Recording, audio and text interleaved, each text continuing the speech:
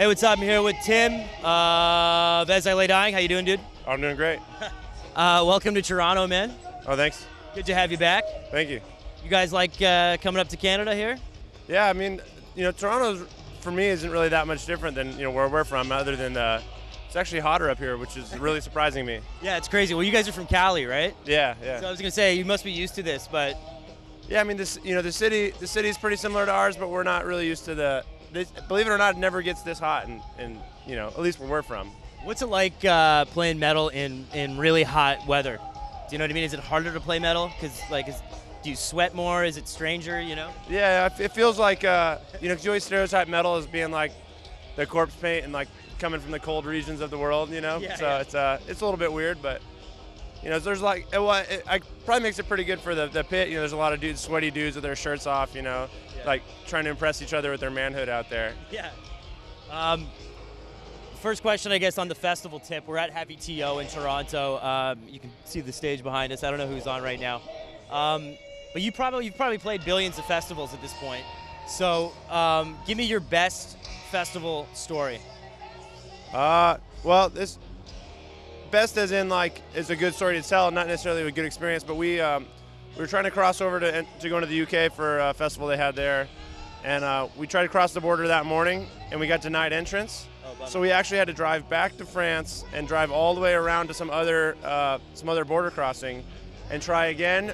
Pretend like that was our first time crossing, and hope that they didn't communicate with the other border. Yeah. And they finally let us in, and we got to the show about 20 minutes before we were supposed to play.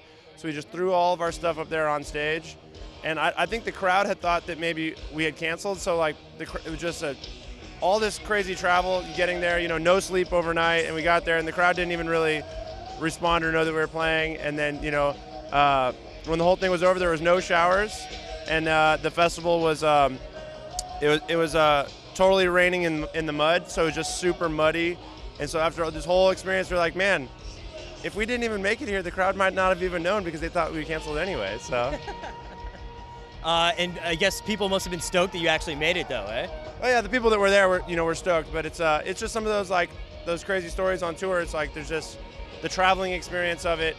Nobody in the crowd has any idea about that traveling experience when we get up on stage, So, all that really matters at a festival is like that 45 minutes the band is rocking out, and there's no excuses for us. You just got to put on the best show we possibly can. Is it difficult, when you're playing to like Megadeth fans or Slayer fans, you know what I mean? Because they want some real shit, you know what I mean? Yeah. Is it hard to rock a crowd like that, or is it just make you up the game a little bit, Yeah, I think our music is plenty heavy. If you put it back to back with either of those bands, I wouldn't really think that an open-minded fan heavier. Yeah, an open-minded fan wouldn't be like, oh, these guys, aren't metal enough. But there's a lot of people that I guess judge like us being a younger band. Will say like, oh well, they can't be true metal. They're not in their 40s. And it's like, well, obviously.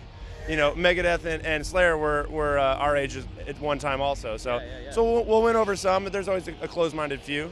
Have you ever had an experience at a festival, where you're walking backstage or something, and you've run into somebody that you were like, this is crazy. I just met this dude.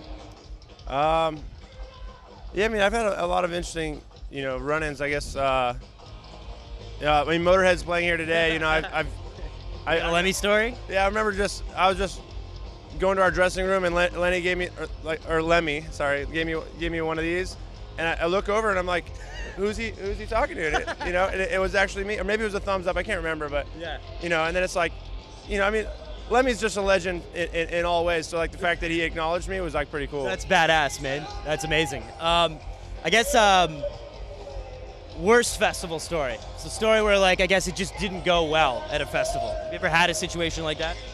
No, I mean the one I told you is our maybe our worst traveling experience. Yeah. But we made it. We showing up anywhere with no sleep, it makes it hard to play, let alone like right in the middle of the day. But we don't have much to complain about. We got it pretty good, and we get treated pretty well at most of these festivals.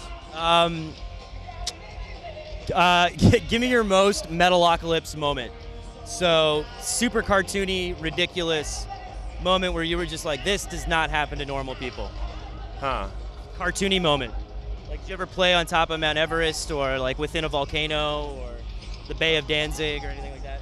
No, I mean, I think Well, we are the only, at least that I'm aware of, the only international metal band that's ever played Sri Lanka. So I think that puts us on like that cartoon status where like we can say we're the only people to have ever done that. Yeah. I mean, you know, of course they have like local metal bands. I was actually pretty impressed. Some of the local Sri Lankan bands were pretty good. But what was that like, that whole trip? I mean, it was crazy just because you know, they maybe get a handful of like international artists that come there every year, and most of them are, you know, are pop or definitely not the metal genre. So when we came, I mean, there was a lot of appreciation from the fans that we would normally never see anywhere else. You know, because it's, you know, I think the more often a place has touring bands come through, the more they start to take them for granted. Yeah. You know, but there was like the opposite. Is it a trip, you know, when you go somewhere like that and there's metalheads there, you know, just the same as they are here, you know? Yeah, I mean, at least from all the messages we get online, you know, I pretty much have gathered there's metalheads in all of the places you would never expect. Yeah. What are you listening to right now?